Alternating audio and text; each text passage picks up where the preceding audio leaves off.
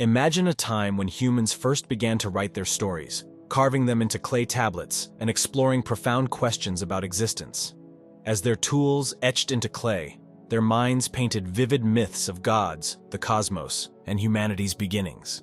Thousands of years before Genesis, before the familiar stories of Adam, Eve, or the Great Flood, a vibrant web of tales shaped the imaginations of the ancient world. But what if these myths didn't just fade into oblivion, swallowed by the sands of time? What if their echoes transformed and found life in one of the most influential texts of human history, the Book of Genesis? In the fertile valleys of ancient Sumer, nestled between the life-giving Tigris and Euphrates rivers, a cultural powerhouse flourished over 4,000 years ago. The Sumerians, often celebrated as the inventors of writing, left behind an invaluable archive of cuneiform tablets. These ancient documents, containing myths, hymns, and histories, introduce us to some hauntingly familiar narratives. A paradise-like garden, humanity created from clay, and a catastrophic flood sent by divine forces. Remarkably, these stories predate the Book of Genesis by centuries. For history enthusiasts, this revelation prompts an irresistible question. Were the authors of Genesis directly influenced by these Sumerian myths, or do both simply reflect a shared reservoir of proto-cultural ideas? Consider the epic Sumerian tale of the Great Flood, later adapted by their successors, the Babylonians, in the Epic of Gilgamesh. Here, the hero learns of Utnapishtim, a man chosen by the god Ea to survive a divine deluge that obliterates humanity. Utnapishtim is warned to construct a vast boat, bringing aboard his family, animals, and skilled craftsmen. Sound familiar? This ancient account bears a striking resemblance to the biblical story of Noah's Ark. Both tales speak of divine retribution, a chosen survivor, and humanity's renewal. But the Sumerian version is older by over 1,000 years. Could the authors of Genesis have drawn from this ancient narrative? Or might both be echoing a deep cultural memory of real floods that reshaped the region's history? In a broader cultural context, the flood story resonates far and wide.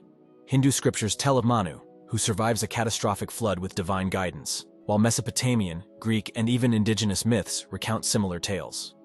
These recurring themes may reveal humanity's universal reflections on survival, renewal, and the resilience of civilizations. The origins of humanity, too, weave intriguing parallels between Sumerian myths and Genesis.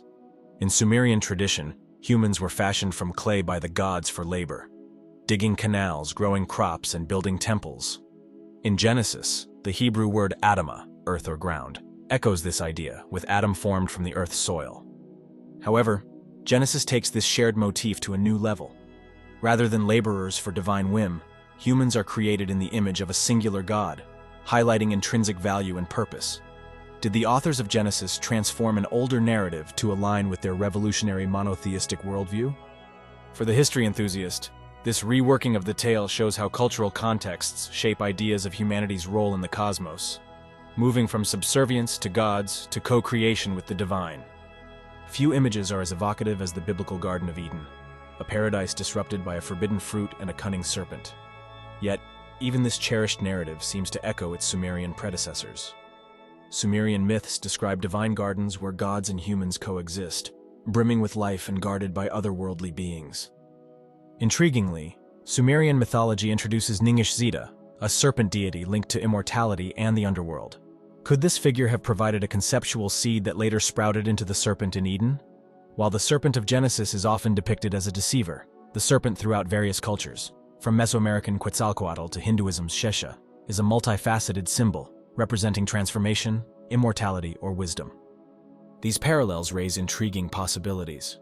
Could the Israelites, during their exile in Babylon, have encountered and reimagined such tales?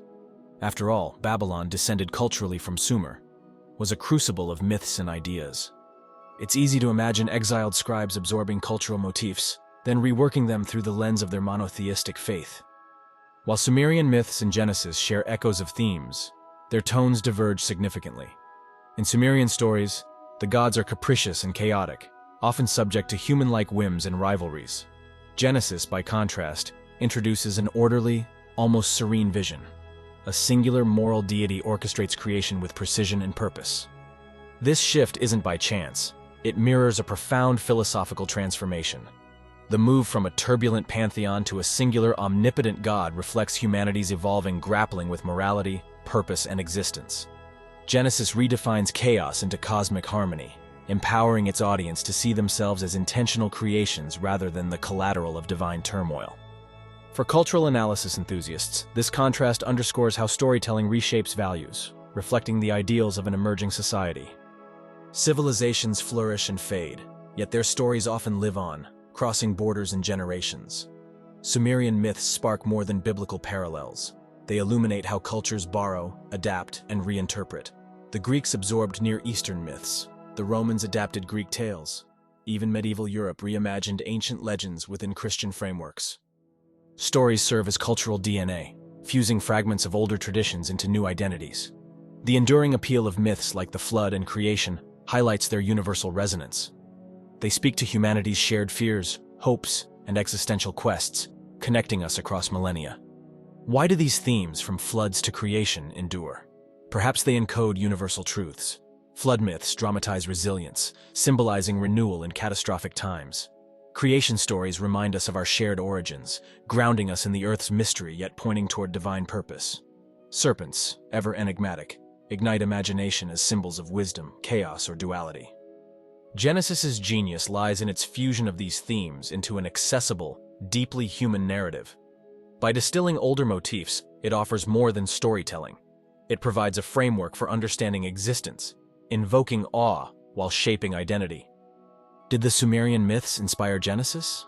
The answer lies in the nuanced interplay between influence, reinterpretation, and cultural distinctiveness. History's gray areas remind us that no story exists in isolation. Cultures intersect and inform one another in dynamic, endlessly fascinating ways. Ultimately, these ancient stories leave an undeniable legacy: their ability to challenge, inspire, and connect us. For history enthusiasts, they offer more than insight. They serve as a bridge, linking modern imaginations to the minds of those who lived thousands of years ago. As storytellers by nature, we continue weaving meaning from the threads of dreams, fears, and questions passed down through ages.